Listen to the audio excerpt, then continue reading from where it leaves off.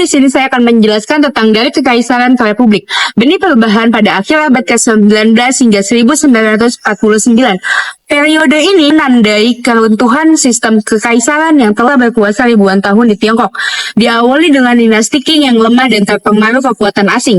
Berbagai pemberontakan memicu gerakan reformasi dan revolusi. Revolusi Qianhai pada tahun 1911 menggulingkan kekaisaran dan mendirikan Republik Tiongkok. Namun republik ini tidak stabil, ditandai dengan era panglima perang dan perang saudara antara Kuomintang yang dipimpin oleh Chiang Kai-shek dan Partai Komunis Tiongkok yang dipimpin oleh Mao Zedong.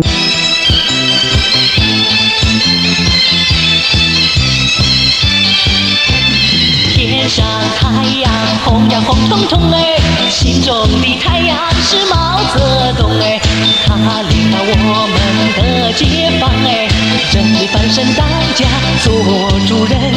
Kemenangan Republik Rakyat Tiongkok pada periode tahun 1949 sampai 1976, di mana diawali dari PKT yang berhasil memenangkan perang saudara dan akhirnya Republik Rakyat Tiongkok berhasil memproklamasikan kemerdekaannya pada tanggal 1 Oktober 1949, di mana pada saat ini masih di bawah kepemimpinan Mao Zedong. PKT sendiri ini mengonsolidasikan banyak hal, termasuk reformasi agraria dan menasionalisasikan industri.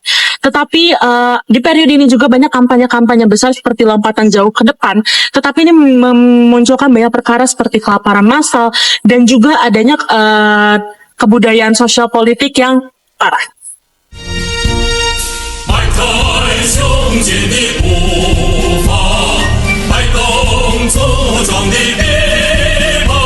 Kali ini pembahasan kita itu tentang era reformasi Deng Xiaoping yang berfokus pada keterbukaan dan pembangunan ekonomi, di mana setelah kematian Mao Zedong muncullah pemimpin tertinggi Tiongkok yang bernama Deng Xiaoping. Pada masa pemerintahannya ditandai dengan keterbukaan investasi terhadap investasi asing, kemudian desentralisasi pasar, dan kemudian pengenalan elemen-elemen ekonomi. Dari hal itu masyarakat Cina pun menjadi lebih baik lagi kehidupannya pada masa pemerintahan Deng Xiaoping.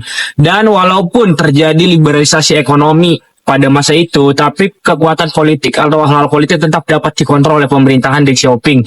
Hal ini dapat dilihat dari peristiwa lapangan Tiananmen yang terjadi pada tahun 1989, di mana para demonstran yang pro demokrasi berhasil ditutup dan dialihkan.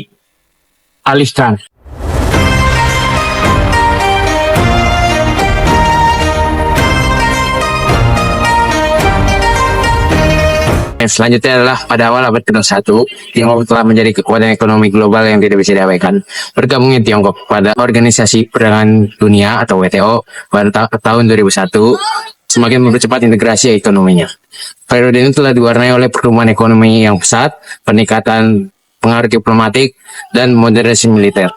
Namun, tantangan internal seperti kesenjangan sosial dan korupsi atau masalah lingkungan lainnya jadi masalah yang serius. Nah, isu-isu seperti hak asasi manusia juga menjadi masalah internasional. Selanjutnya, era Xi Jinping, konsolidasi kekuasaan dan ambisi Jiang Zemin atau impian Tiongkok. Sejak tahun 2012 hingga saat ini. Sejak Xi Jinping mengambil alih kepemimpinan pada tahun 2012, Tiongkok mulai memasuki fase baru dengan konsolidasi kekuasaan yang signifikan di bawah kepemimpinan Xi. Ia pun mempromosikan visi impian Tiongkok ini dengan tujuan mencapai permajaan besar bangsa Tiongkok, yang meliputi kebangkitan ekonomi, militer, dan juga budaya.